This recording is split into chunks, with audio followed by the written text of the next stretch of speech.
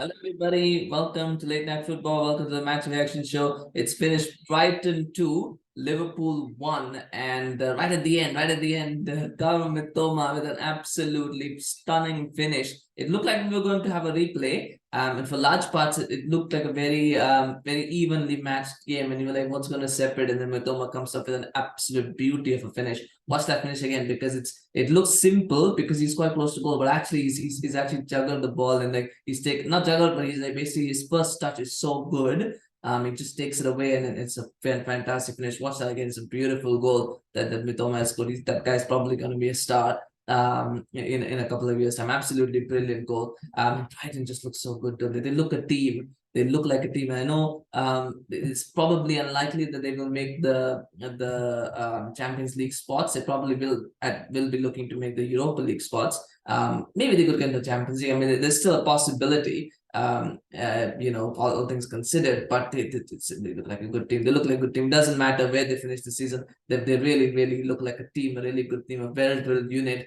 I just wonder if Graham Potter will look back and think, maybe I should have stayed there. I mean, the challenges have made Chelsea, and sure, Chelsea have the money and Chelsea have the vision, probably the long-term vision, maybe. But there's something special brewing at Brighton. It was brilliant. I do want to mention about Liverpool, though. I don't think they played particularly badly today.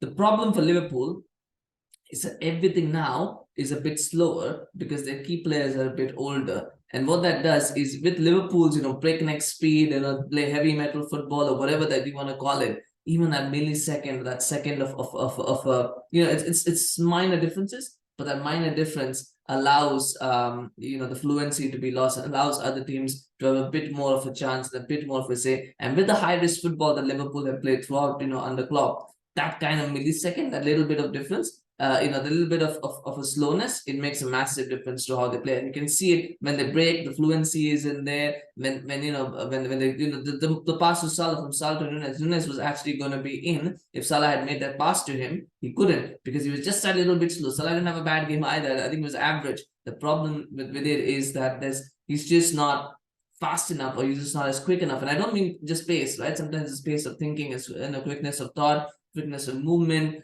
quickness of awareness, and having that quickness of understanding what the situation is. That little bit is gone, and when that little bit is just minor, but it makes a massive difference. And I think it did, and that's what cost Liverpool today. I don't think they ever looked like they were going to win the game. I know the commentators was saying that Liverpool have been a better team in the second half and they look close to getting a goal. I don't think they ever looked like they could get a goal in that second half. There was no point where you thought, yeah, a goal is coming. And the only times that it looked like it was Brighton playing up in the back and playing themselves in trouble, which could have led to a goal. It could have. But otherwise, I don't think Liverpool ever looked like they were going to score a goal like that. They never looked like they were in a situation where they were going to break Brighton down. It never looked like that, and that is a concern for Klopp to think about. There's 2 days in the transfer window left. I mean, don't rule out the fact that we might see a big signing. I mean, that's something that might happen. Caicedo wants to leave, and maybe Liverpool will put in a bid for him because they do need to start refreshing that squad. And yes, they're missing Firmino, they're missing Diaz, they're missing Jota, but you still expect Liverpool to be able to have enough or to be able to have the resources to kind of get through games like this. But that is on Liverpool. I mean, the caption, and that's something I do need to talk about. There were 2 really bad challenges. I mean, how Fabinho has not got a red card for that challenge on Evan Ferguson, I have no idea. And somebody can explain that to me because it's a blatant, studs up challenge from the back on a player. He's done, and even as soon as he does it, he knows he's done it. He knows he's in trouble, and the referee gives him a yellow card, and VAR doesn't even check it. I mean, that is just incredible how that has happened. That should be a red card. And then Andy Robertson doing the same thing, and karma came back to bite him because I think it was that free kick which led to the goal. But Andy Robertson again then doing that gets away with only a yellow. I mean, these kind of challenges, they need to be looked at more serious. I mean, it's just unbelievable the number of challenges that Liverpool was just willy-nilly freely making. Some of them were, the last 2 were really bad. I don't know how they've gotten away with that. And it's just something to think about. I mean, there's always conspiracy theories, but the reality is that those challenges, I mean, it's shocking that VAR didn't look at that. That's something I can't understand. But in the end, it didn't matter for Brighton. They got the result. But that should hopefully there'll be a retrospective look. Maybe I don't think so. Maybe there'll be a retrospective look for Fabinho because that challenge was really bad on Ferguson. I hope Ferguson is okay, and he looks like a bright talent, and you would want to this not to affect him too much, and I really hope that happens. But anyway, congratulations to Brighton. They're on.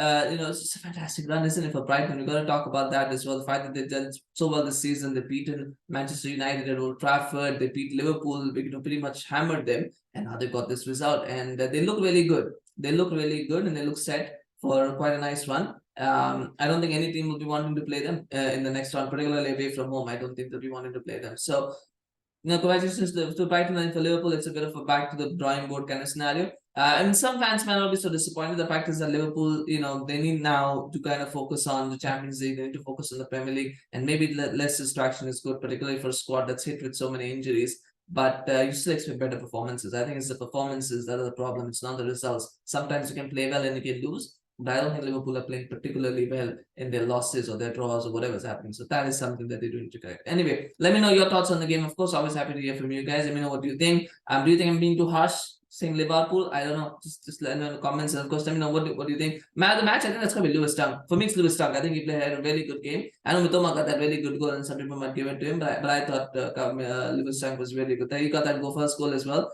A bit of a lucky goal, but still a goal nonetheless. And I think it was very good at defense. So Lewis Dunk is my man of the match. I also like Alexis McAllister, by the way. A nice player to watch. Might be someone to keep an eye on. I know a lot of people are talking about all these other midfielders. I don't think he's an out-and-out central defensive midfielder, but he's a very good box midfielder and something to think about as well. Anyway, let me know what you thought of the game. Do smash a like if you enjoyed this video, of course, and subscribe to our channel on YouTube. We're getting very close to 200 subscribers, so please help us reach it this weekend. Really appreciate it. If you can subscribe to our channel, do follow us on Facebook as well as Instagram. Thank you so much for watching. See you again soon. Bye-bye.